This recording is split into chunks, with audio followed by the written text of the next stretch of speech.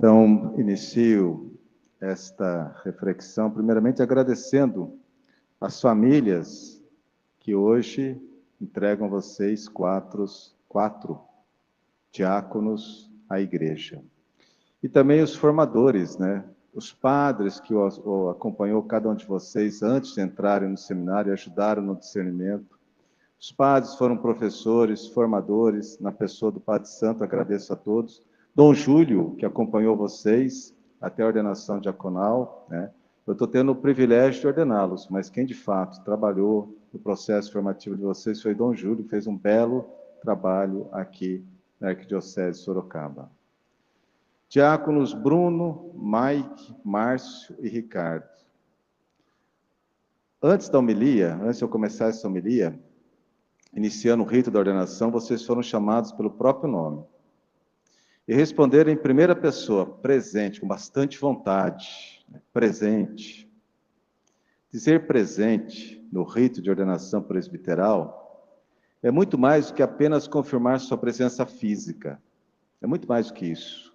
É o mesmo que dizer, aqui estou disponível, totalmente disponível. É colocar-se à disposição de Deus. Com essa resposta, vocês ingressam na grande lista de todos aqueles que, sem reservas, fizeram o mesmo, colocaram-se ao serviço do Senhor. E essa lista começa com um nome expressivo para todos nós, Abraão. No momento que Deus o chama para um misterioso sacrifício no Monte Moriá, o sacrifício do filho único, Isaque. Abraão foi provado ao extremo na sua fé. E ele responde ao Senhor, aqui estou, totalmente disponível.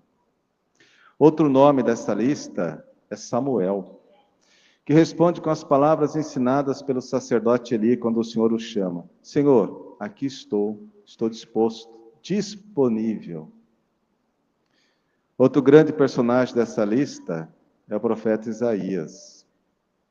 Ao contemplar a glória de Deus no templo extasiado, Isaías escuta o pedido do Senhor. Quem irá por nós? Quem eu enviarei? Isaías responde, Senhor, aqui estou, envia-me. Vocês estão nessa lista. Espero que com a mesma disponibilidade e a mesma fé. A ordenação presbiteral começa justamente quando aquele que é chamado faz sua, ou seja, torna pessoal essa resposta. Aqui estou. Não é algo meramente ritual, faz parte do rito, é muito mais do que isso. É um ato de fé, de disponibilidade. Senhor, aqui estou, envia-me. Envia-me para evangelizar, para ser canal da graça divina. Hoje eu estava vendo a ordenação que o Papa Leão realizou em Roma. No quarto domingo do tempo pascal, sempre o Papa ordena sacerdotes em Roma. E hoje ele ordenou 10 novos presbíteros. E ele dizia assim aos neos-presbíteros, seja um canal da graça, não filtro da graça, mas canal, que a graça de Deus passe por vocês. O sacerdote não é um simples prestador de serviços religiosos, funcionário da igreja, não. O sacerdote, como ensina São Paulo, na primeira carta aos Coríntios, e São João Paulo II, quando completou 50 anos de ordenação sacerdotal, em 1º de novembro de 1996, ele foi ordenado logo após o término da Segunda Guerra Mundial, em 1º de novembro de 46, festa de solenidade de todos os santos. Ele escreveu um livro chamado Dom e Mistério, falando do sacerdócio. Ele faz uma pergunta, quem é o padre? E ele responde com essa passagem de São Paulo. O padre é o administrador dos mistérios de Deus. Não é dono, é administrador. A graça de Deus passa pelas nossas mãos. Por isso que as mãos de vocês serão ungidas daqui a pouco. Mãos que abençoam, mãos que absolvem, mãos que trazem Jesus à terra. Antes de administrar os mistérios de Deus, o sacerdote deve ser testemunha do mistério de Deus, a vida. Nós estamos no ano franciscano. Aqui me reporta São Francisco de Assis, que disse aos seus confrades, abre aspas, prega o evangelho, vírgula, se precisar use palavras, ponto final, fecha aspas. Se precisar, use para que a sua vida fale por si só. Seja testemunha de Cristo. Por isso, tudo no Padre é sacerdotal. A unção é ontológica, abrange o homem por inteiro. Toda a sua existência, a existência do sacerdote, passa a ser permeada pelo mistério salvífico de Cristo. Com bem expresso o próprio rito de ordenação presbiteral. Configura tua vida ao mistério de Cristo. Por isso que a Ratio Fundamentalis, que dá todas as diretrizes para a formação de padres, fala o seguinte: a etapa da teologia é a etapa da configuração. Vai configurando o seu coração ao coração de Cristo. O padre é o homem do mistério, na genuína acepção do termo. Alguém tomado pelo mistério de Deus, mas não deixa de ser humano. Continua humano. E São Paulo expressou muito bem essa realidade quando escreveu à comunidade de Corinto, na segunda carta aos Coríntios. Carregamos esse tesouro em vasos de barro. Pode quebrar. Tem que ter cuidado. Carregamos este tesouro em vasos de barro. Apesar das fragilidades comuns a todas as pessoas, o sacerdote é revestido de uma graça especial. Cada sacramento tem uma graça especial. E a nossa graça, para nós sacerdotes, é a graça que nos capacita a sermos educadores da fé. Homens que levam a pessoa até Deus. Essa é a nossa missão, levar as pessoas até Deus. O padre é um aproximador, é um paraninfo. Nesse sentido, nós devemos lembrar Moisés, que aos pés do Monte Sinai, fez o povo sair do acampamento para ir ao encontro de Deus. Está no livro do Êxodo, capítulo 19. Levou o povo até Deus. E é isso que o povo espera de nós, sacerdotes. Não só um homem que o acolhe bem, também, né?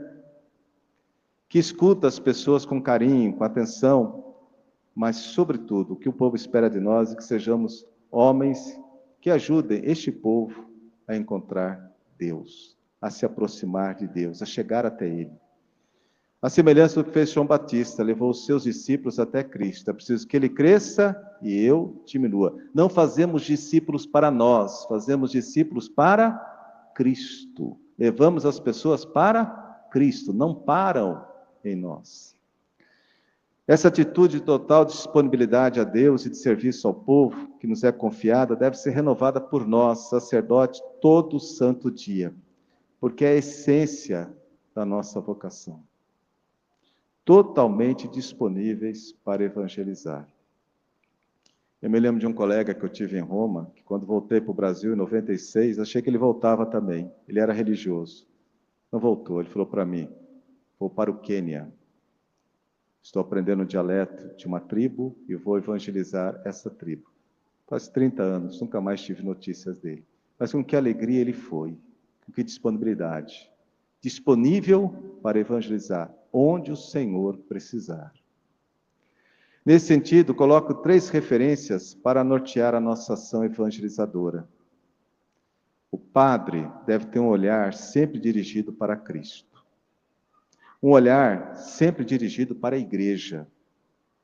E um olhar dirigido ao mundo, que precisa ser evangelizado. O olhar para Cristo. Jesus quis que os 12, por ele escolhidos, convivessem com ele, para só depois serem enviados em missão, mas primeiro conviver com eles. Por quê? Para conhecê-lo. Você só pode falar de alguém se você conhece bem. Senão você vai ser leviano, vai falar do que não conhece. Para falar de Deus, para falar de Cristo, é preciso ter intimidade com Ele. Nós devemos ser testemunha, isto é, antes de sermos pessoas que falam, anunciam, pessoas que viram, ouviram e acreditaram em Cristo. Sem a experiência de Jesus, não há anúncio realmente evangelizador. Muitas vezes é simplesmente propagação de doutrinas abstratas, nada mais que isso. As pessoas hoje solicitam de nós, sacerdotes, uma experiência forte de Deus a ser comunicada e partilhada. Daí a necessidade de manter o nosso olhar sempre voltado para Cristo. Estabelecer uma amizade profunda e sincera com Cristo. E essa amizade se realiza efetivamente através da oração. A fidelidade na fé e no ministério se mantém com base na oração. Sejam homens de oração. O seminário favorece, tem os horários fixos de oração. Agora, é vocês que vão pôr isso em prática e ter disciplina, e ter o seu momento de oração. A esse respeito, trago aqui o pensamento de Karl Rahner, teólogo alemão, famoso jesuíta, perito do Vaticano II. Ele disse assim: somente ao rezar está o ser humano inteiramente presente diante de Deus. A fé do padre de hoje é fé de padre que reza, de padre contemplativo, ou não é fé nenhuma. O padre será orante se quiser ser mensageiro da fé. E ele conclui: temos que ser padres que rezam, que suportam rezando as trevas da vida, as dificuldades da vida. Somente quem reza é capaz de beber o cálice de Cristo até a última gota. Foi o pedido dos irmãos, Tiago e João. Pediram para sentar à direita ou à esquerda, o reino. E Jesus pergunta para eles: vocês podem beber o cálice que eu beberei? Responde: podemos. Beberam, mas só foram entender depois. Nós padres somos chamados a beber o cálice de Cristo. Não dar uma bicadinha, mas beber até a última gota. Além de um olhar para Cristo, o padre também deve ter um olhar sempre voltado para a igreja. Deus escolhe alguns para colocá-los a serviço de todos. Estão vendo todo esse povo aqui? Vocês vão servir esse povo. Deus escolhe alguns para colocá-los a serviço de todos. Nunca perder isso de vista. Nós, sacerdotes, devemos ser homens de comunhão. E nesse sentido, devemos ser construtores de pontes, pontífice. Cristo é o sumo pontífice. Nós participamos do sacerdócio de Cristo, isto é, também fazemos pontes, não muros, mas pontes. Homens que sabem ser mediadores, lidar com os conflitos, articular as diferenças, levar as diversas posições à reconciliação, à paz. Onde Cristo está verdadeiramente presente, não há nem vencedores nem vencidos, mas apenas reconciliados. Essa é a nossa missão. Para tudo isso, o padre deve saber escutar, dialogar, levar ao consenso. O padre deve ser fundamentalmente alguém que sabe trabalhar a sinodalidade. Nós falamos tanto em sinodalidade agora na Assembleia da CNBB. Sinodalidade, ouvir, escutar, trabalhar com os leigos, valorizar os carismas das pessoas em nossas comunidades, partilhar responsabilidades, incentivar a participação. O padre deve ser um homem apaixonado pelo seu povo, pelo seu ministério. Eu sempre dizia, quando estava na minha diocese de origem, São José dos Campos, melhor paróquia é onde eu estou. É ali que eu vou servir com todas as minhas energias, com toda a minha dedicação. Ser apaixonado pelo povo ao qual você está servindo. Sem ardor apostólico, sem entusiasmo, eu gosto muito dessa palavra, eu fui analisar a etimologia da palavra entusiasmo, significa ter Deus dentro de si. Quem é entusiasmado tem Deus dentro de si. Bonito, né? A pessoa tem Deus dentro de si, então ela está entusiasmada. O padre tem que estar sempre entusiasmado. Porque sem entusiasmo, nada se faz de grande, nada se faz de santo. A pastoral é movida à base de entusiasmo. Só o amor pastoral leva o padre a se dedicar ao seu povo e servi-lo com humildade. Deus sabe que paciência e que humildade se exigem do padre, que tem de lavar os pés do seu povo. A estola que vocês vão usar daqui a pouco em torno do pescoço, simboliza a toalha que Jesus usou no lava-pés. Serviço. O poder na igreja é serviço. Servir o povo que te é confiado. Ocupar-se das pequenezas do dia a dia do seu povo, Paciência, acolhimento, amor, tudo isso é exigido de nós, sacerdotes. Então, ter esse olhar carinhoso para com a igreja. E, por fim, um olhar para o mundo. O sacerdote não pode reduzir seu raio de ação à igreja apenas. Tem de olhar para fora, para o mundo. Afinal de contas, a igreja não é um mundo à parte, mas é parte do mundo. Transforma o mundo. Jesus fez a comparação do sal, do fermento, Você faz um bolo, você tem que misturar o fermento da massa, senão a massa não cresce. Você vai cozinhar, você tem que misturar o sal à comida, senão não dá sabor, não pode ficar do lado. Assim somos nós, cristãos. Temos que transformar o mundo pela nossa presença. E quando o sal vem na medida certa, ninguém fala assim, que sal gostoso. Fala o quê? Que comida gostosa. Assim são os cristãos, discretos, transformam o mundo para melhor. O padre, além de ser homem de Deus, homem de igreja, também homem do mundo, no sentido que está a serviço de todos, evangelizar a todos. Evangelizar o mundo é tarefa de nosso ministério. Mundo marcado pelo consumismo, pela busca desenfreada do prazer. Este mundo confuso, fragmentado, difícil, em que o indivíduo muitas vezes perde a capacidade de dialogar com Deus, nós, sacerdotes, somos chamados a reabrir os caminhos que permitam o encontro com Deus. Nossa missão é uma missão de esperança, de confiança no ser humano, descoberta de um sentido último para a vida humana, um sentido para a vida. Enfim, caríssimos diáconos, Bruno, Mike, Márcio e Ricardo, daqui a pouco vocês serão neo-sacerdotes.